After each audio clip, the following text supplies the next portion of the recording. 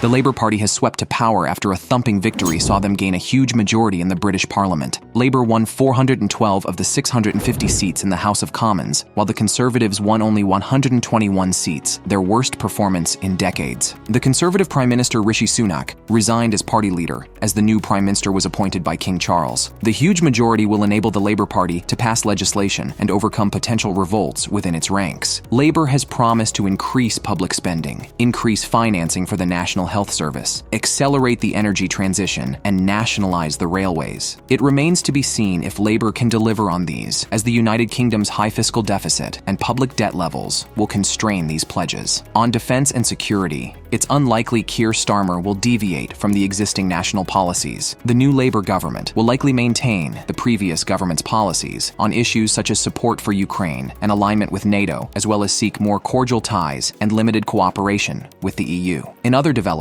the far-right Reform UK Party won 4 seats, suggesting that a significant number of former Conservative voters are turning to more extreme positions. In Northern Ireland, the Irish Nationalist Party confirmed its position as the region's most popular party.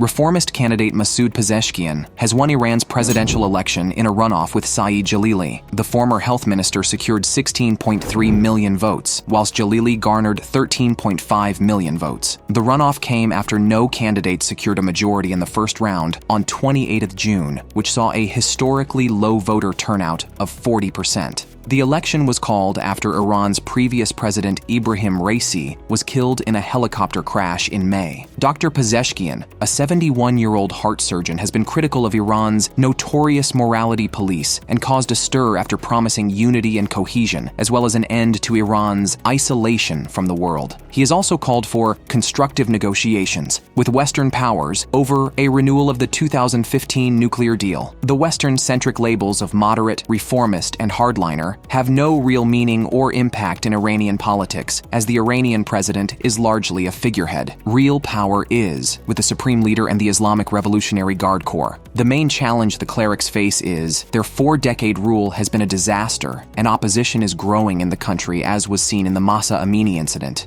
In the first round of the French parliamentary elections, Marine Le Pen's right-wing National Rally Alliance shocked Europe by winning the most seats in the French National Assembly. The election campaign has been marred with violence, threats, intimidation, and ugly tactics. The climate was so fraught that 30,000 extra police were deployed. But despite a commanding lead, the far right were ultimately held back by massive tactical voting in order to prevent them winning enough seats to form a government. The National Rally's rising star, Jordan Bardella, complained that his party had been foiled by unnatural alliances of dishonor, forged by a single party made up of the Macron camp and the left. After his dismissal first-round performance, Macron made an alliance in order to hold back the right. This temporary tactical voting strategy seems to have worked. Although the left alliance won the most seats, it was more than 100 seats short of an absolute majority. No single group won an absolute majority of 289 seats and the ability to form a government. It's likely the parliament will be divided into 3 blocks: the left, centrists, and the far right. The snap election was called after President Emmanuel Macron dissolved the parliament after his party's defeat by the far right in the recent European